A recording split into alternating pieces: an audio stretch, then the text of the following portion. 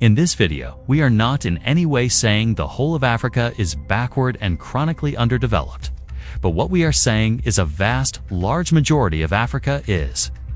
We know there are great cities like Lagos, Accra, Nairobi, Johannesburg, and others, but let's be honest, they are a minority. Let's dive in. Picture a small village somewhere in Africa. The sun rises early. Children fetch water before school, if school exists at all. A farmer walks to his plot with a hoe his grandfather once used. The soil is rich, the people are resilient, and the land is full of minerals the world depends on. And yet, the village is poor.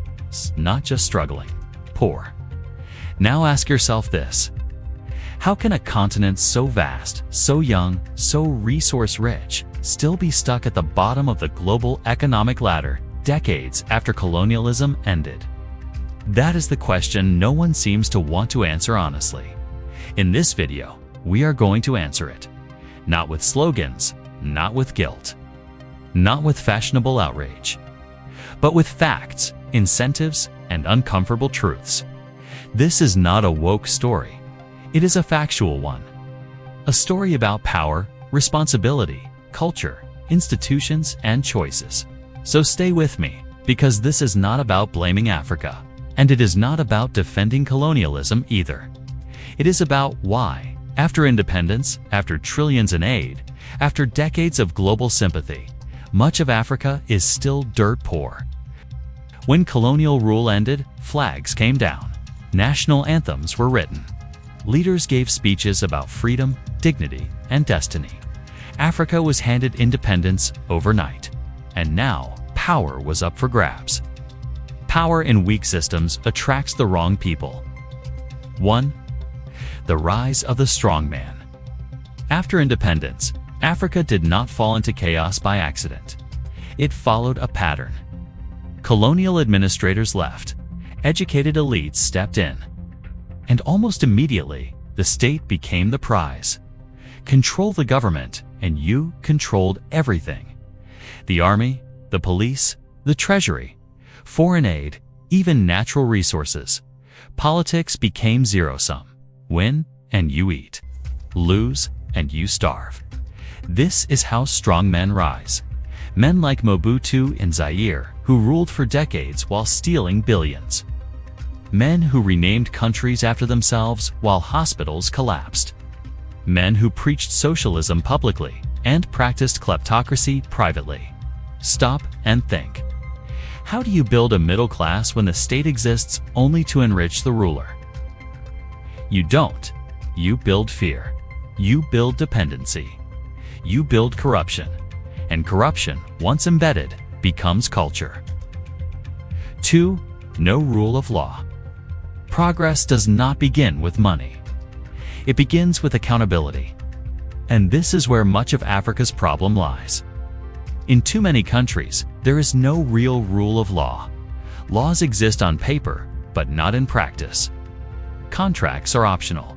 Court rulings are negotiable. Power, not justice, decides outcomes. Ask yourself this. How do you build a business when property can be seized by a politician? How do you invest when a judge answers to the president? How do you plan for the future when the law changes depending on who you know? You see, without accountability, leadership becomes a license to steal. Leaders are rarely punished for failure, corruption, or abuse. Elections happen, but consequences don't. Stolen billions lead to retirement, not prison. And when leaders are not accountable, citizens adapt in the worst ways. Bribery becomes normal. Cutting corners becomes survival. Trust collapses. Everyone looks for shortcuts because following the rules makes you a fool. Stop and think again. Why would a police officer enforce the law if he's never paid on time? Why would a civil servant work honestly when corruption is rewarded? Why would citizens respect laws their leaders openly violate? The rule of law is not a Western idea, or at least it shouldn't be. It is a universal one. It is the difference between order and chaos, between growth and stagnation. Until laws apply equally to presidents and peasants, nothing changes. No amount of aid can replace justice. No apology can replace accountability. Without the rule of law, progress is impossible. And Africa will remain stuck, not for lack of potential, but for lack of consequences. This is the real bottleneck. 3. Aid. The drug that never heals. Now let's talk about foreign aid. This is where the story gets uncomfortable. Africa has received over $1 trillion in foreign aid since the 1960s. Let that sink in. $1 trillion. And yet, in many countries, poverty is worse than it was at independence. So, where did the money go? Honest observers have been saying this for decades. What? Does not build nations. Institutions do. Aid flows to governments, not people. Aid props up regimes, not markets. Aid removes accountability. You see, when a government relies on taxes, it must answer to its citizens. But when it relies on foreign aid, it answers to donors. Why bother building a productive economy when checks arrive every year no matter how badly you govern? Aid becomes a crutch, then a dependency, then a trap. And worse, it fuels corruption, as every dollar that enters a weak system leaks into offshore accounts, into luxury homes, into political patronage networks. Stop and think. What would happen if aid stopped tomorrow? Many regimes would collapse. And that tells you everything you need to know. The destruction of incentives. Let me tell you a story. A farmer grows maize. He works hard. He produces more than his family needs. In a functioning economy, he sells the surplus. He reinvests. He grows. But in many African states, something else happens. The government sets price controls, or a state monopoly buys crops at below market rates, or officials demand bribes at checkpoints, so the farmer stops producing surplus. Why bother? You see, poverty is not just about lack of resources. It is about broken incentives. Socialist policies after independence crushed private enterprise. Nationalization destroyed productivity. State-run industries became employment schemes, not businesses. Markets were replaced with ministries. Entrepreneurs were replaced with party loyalists. And the result was predictable. Shortages, inflation, black markets, collapse. Now we arrive at the topic everyone avoids. Culture, not race. Not color, not genetics. Culture. Ask yourself this. Why do some societies trust contracts and others don't? Why do some respect time and others don't? Why do some celebrate delayed gratification and others don't? Culture shapes behavior. Behavior shapes outcomes. In many African societies, loyalty to tribe outweighs loyalty to state. Personal relationships outweigh rules. Immediate consumption outweighs long-term investment. This is not moral judgment. It is reality. You cannot import prosperity without importing the cultural habits that sustain it. Hard work, merit, personal responsibility, rule of law, delayed gratification. These are not Western values. They are human values, and until they dominate public life, no amount of aid will change outcomes. 6. Education without truth. Africa has schools. It has universities. But it does not always have education. Many systems prioritize credentials over competence, ideology over skills, theory over practice, degrees without jobs, graduates without productivity. And worst of all, education often teaches victimhood. Colonialism becomes the eternal excuse. The reason nothing works. The reason no one is accountable. Stop and think. Colonialism ended over 60 years ago in most of Africa. How long does an excuse last before it becomes a lie? 7. Natural resources acts as a curse, not a blessing.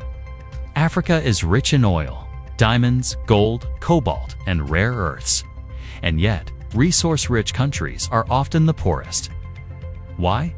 Because easy money destroys discipline. Resource wealth allows governments to avoid building diversified economies. It fuels corruption. It funds repression.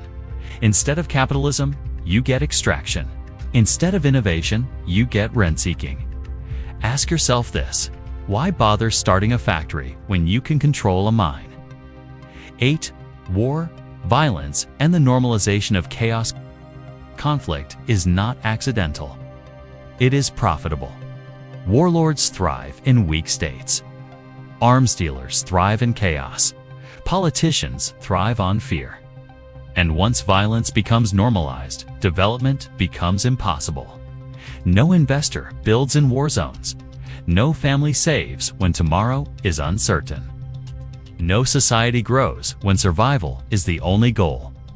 Peace is not a slogan. It is a prerequisite. 9. The myth of the Western savior. Here is another uncomfortable truth. Africa will not be saved by the West, not by aid, not by apologies, not by conferences. Prosperity cannot be donated. It must be built, and that requires internal reform. Strong institutions, property rights, rule of law, free markets, limited government. The same boring principles that work everywhere else. Countries that broke the pattern now stop and think again. Is Africa doomed? No. Look at Botswana. Stable governance, property rights. Low corruption. Look at Rwanda. Controversial, yes, but disciplined, orderly, focused on growth. Look at Mauritius. Open markets, rule of law, strong institutions. These countries rejected excuses. They chose responsibility. 11. The hard truth no one likes. Here it is. Africa's future will not be decided by its past. It will be decided by its choices. Colonialism mattered, but it is no longer decisive. Aid helped some, but it also harmed many. The real obstacles are internal. Bad governance, corruption, broken incentives, cultural norms that resist reform. And until those change, nothing else will. A different story is possible. Imagine an Africa where entrepreneurs are celebrated, not punished. Government is feared by criminals, not citizens. Aid is replaced by trade. Excuses are replaced by expectations. That Africa is possible, but only when responsibility replaces resentment. Only when leaders serve, not steal.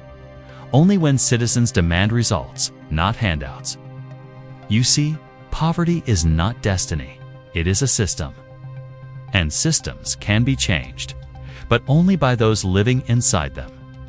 So ask yourself this: what happens when the world stops lying to Africa? What happens when the truth is spoken? What happens when responsibility returns to where it belongs?